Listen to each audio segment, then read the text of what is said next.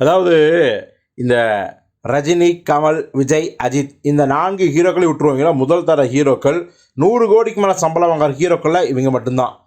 அடுத்த கேட்டகரி ஹீரோக்கள் இருக்காங்க பார்த்தீங்களா, நம்ம தனுஷ், சியான் விக்ரம், சூர்யா இவங்க எல்லாமே.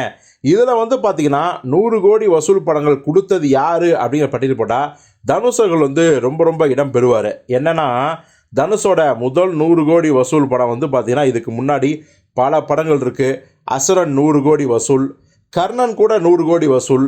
அதுக்கப்புறம் வந்து பார்த்திங்கன்னா திருச்சிற்றம்பலம் 100 கோடி வசூல், வாத்தி 100 கோடி வசூல். அதுக்கப்புறம் தனுஷே எழுதி இயக்கி நடித்து மாஸ் காட்டின ராயன் 100 கோடி வசூல் படம். ராயன் பார்த்திங்கன்னா 156 கோடி வந்து வசூலாச்சு, மிகப்பெரிய கலெக்ஷன். ஸோ இப்படி தனுஷுக்கு 100 கோடி வசூல் படங்கள் இது வரைக்கும் 4 அமைஞ்சிருக்கு. ஃபஸ்ட்டு படம் வந்து அம்பியாபதி, அதாவது அவர் ஹிந்தியில் அறிமுகமான முதல் ஹிந்தி படம் ராஞ்சனா. ஸோ அதோட தமிழ் டப்பிங் தான் அம்பியாவதி. ஸோ ஓவராலாக அது 100 கோடி வசூல் தான் வச்சிங்களேன். பட் கணக்கு போட்டால் மொத்தமாக தனுஷ் அவர்கள் இது வரைக்கும் 5 100 கோடி வசூல் படங்களை கொடுத்துருக்காரு. ஒருவேளை நான் இதில் மிஸ் பண்ணனா அந்த படம் என்ன படங்கிறதையும் கமெண்ட்டில் சொல்லுங்கள்.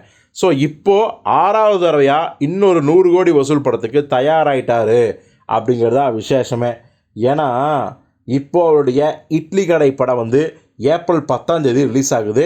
போஸ்டர் வந்து பார்த்திங்கன்னா அருண் விஜய் கூட தனுஷ் இருக்க மாதிரியான போஸ்டர் ரிலீஸ் ஆகி மிகப்பெரிய ஒரு எதிர்பார்ப்பையும் ஆர்வத்தையும் தூண்டியிருக்குது.